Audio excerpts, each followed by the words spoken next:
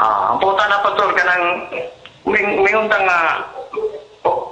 once you save, you will always be saved.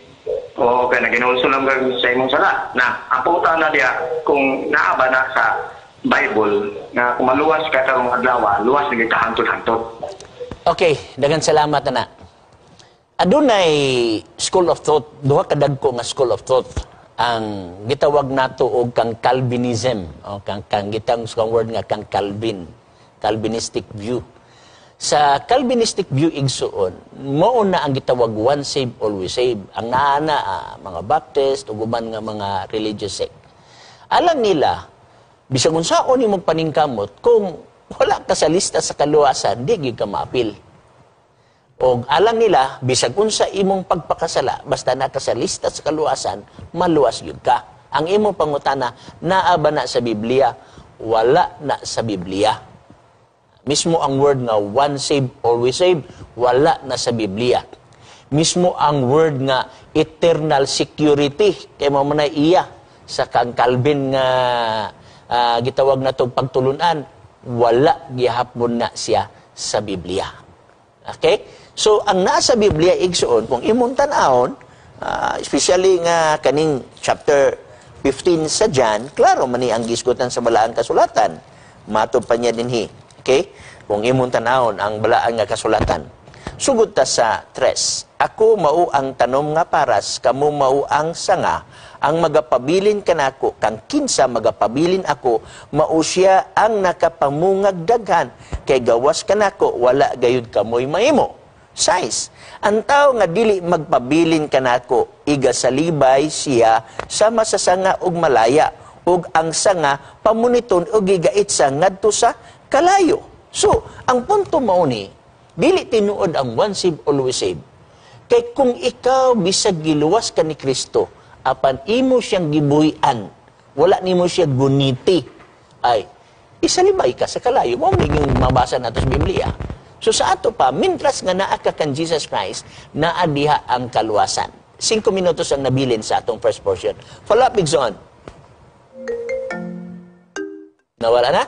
So, inga na lang kasimple igsoon ang ato nga mabasa sa Balaang Kasulatan. Wala ang word nga one save, always save. Wala ang word nga eternal security. O ang naa dinhi, ako usmon, ang tao nga dili magpabilin kanako, meaning di magpabilin kang Kristo, igasalibay. Okay? So, ingani, sure nga ang kaluwasan naa kang Kristo. O once nga magpabili ka kang Kristo, naagyod ang kaluwasan. Pero kung imo nang isalikway, sorry. Okay, Pastor. Madayon, Nixon. Tanang, kita magayong program, mag-inusupit ng mga sala, sama sa pagpamak o pagpapatuwa. Ibanda ang sutik, hindi ka na siya garantiya na ikaw, matawas ka. Ako na mag-isip ikaw na ito mag-isip sa pintay kang nabing.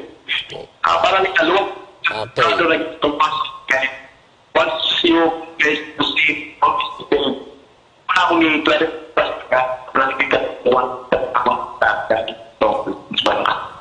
Okay, bisag putol-putol ay mong signal igsoon, ako na lang gina siyang sabton, no? Now, ang tanan nga maghinulsol diha kang Jesus Christ, dawatong gina niya. Kay ang unang Juan, okay?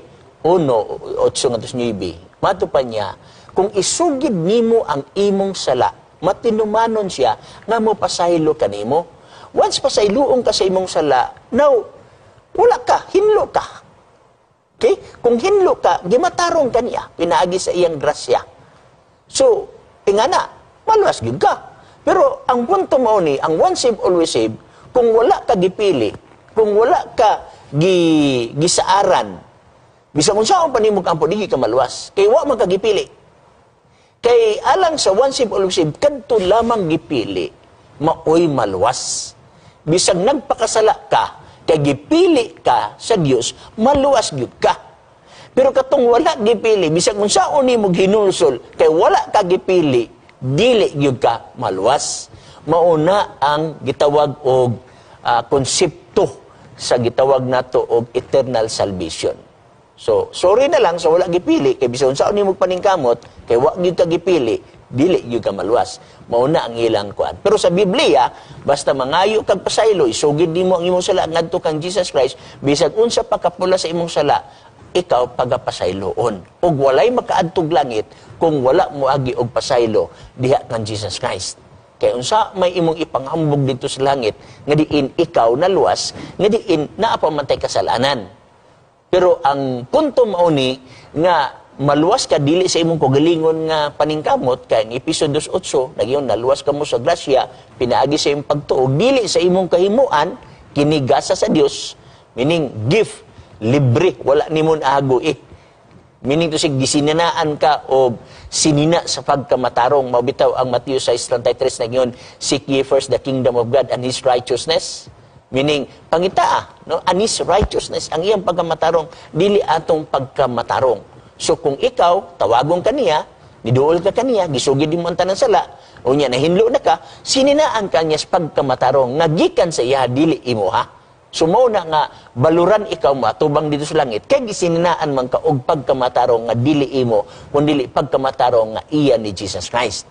So nga na lang kasimple igsoon, ang gisgutan sa balaan nga kasulatan. Okay? So, salamat na ng imong pangutana.